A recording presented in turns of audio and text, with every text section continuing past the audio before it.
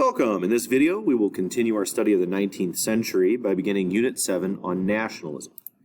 In the 19th century, we notice a trend towards more modern forms of abstract art. One of the most famous being Impressionism, made famous by Monet and others.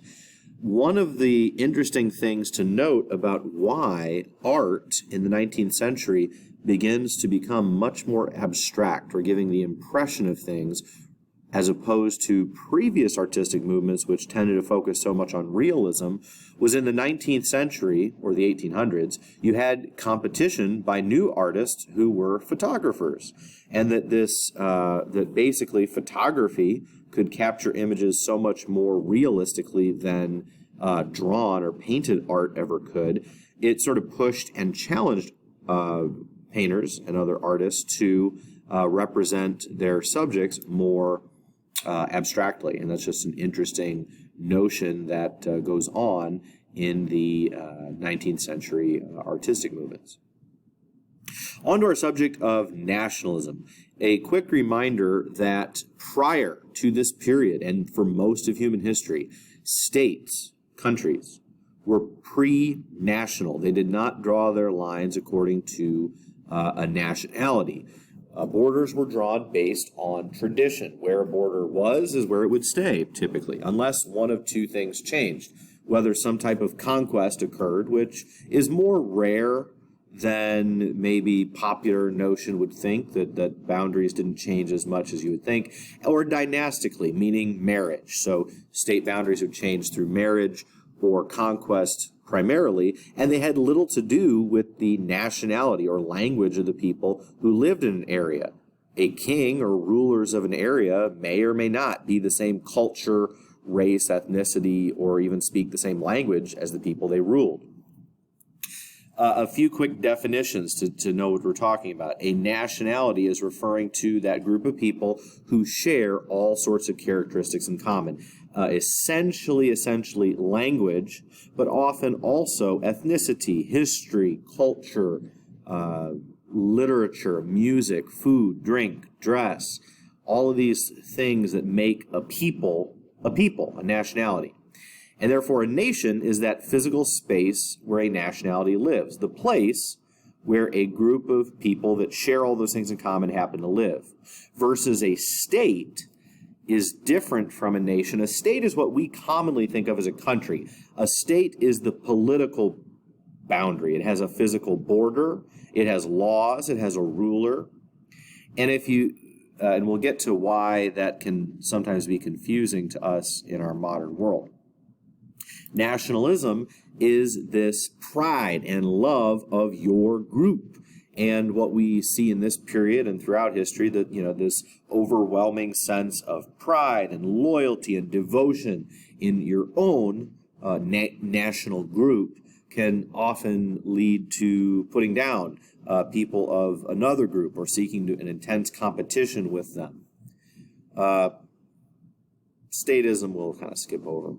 What are the types of states with a diagram? So I would start by saying this. We're talking about three types of state: a city-state, a nation-state, or a type of a state that is a multinational empire. And the way to think of it is how much the state overlaps with a particular nation.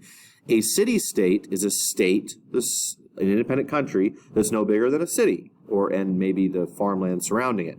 So it usually only comprises part of a nation. It's an independent state, an independent country, that only has part of a nation. A nation-state is a state, an independent country, where it overlaps almost perfectly with a nation or nationality. So the country with the ruler and the politics and the border, called Germany, overlaps almost perfectly with the ethnic group or nationality called the Germans, right? So Germans and Germany overlaps.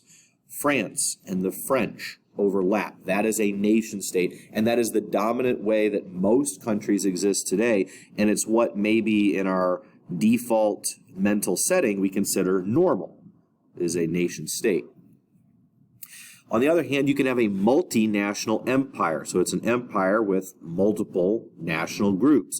You typically will have one dominant nationality. It's the ethnic group that has first-class citizen status or dominant privilege or status in the country, and then one or more subject nationalities that they are subject to the whim and will of the other ethnic group.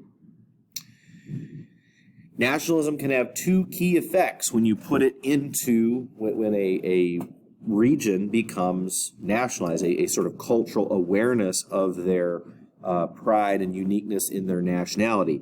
If you have a city-state, it will unite them. It will turn a group of city-states into desiring a nation-state. They want the pride and power that comes with a single nation-state, so it can unite.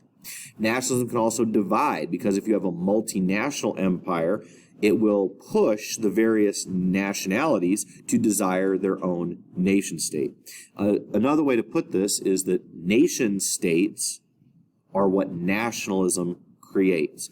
The idea of having one nation, one state. France for the French, Germany for the Germans, England for the English. This idea, and we think that's very endemic to the modern world. We think that that's how most countries are or should be, but what I'm trying to get across is that's not how most of human history was. The idea of the nation-state is a relatively new one. So if you have small city-states, it will inspire people to unite into one greater nation-state. If you have a multinational empire, it will push them to divide and to get their own nation-state.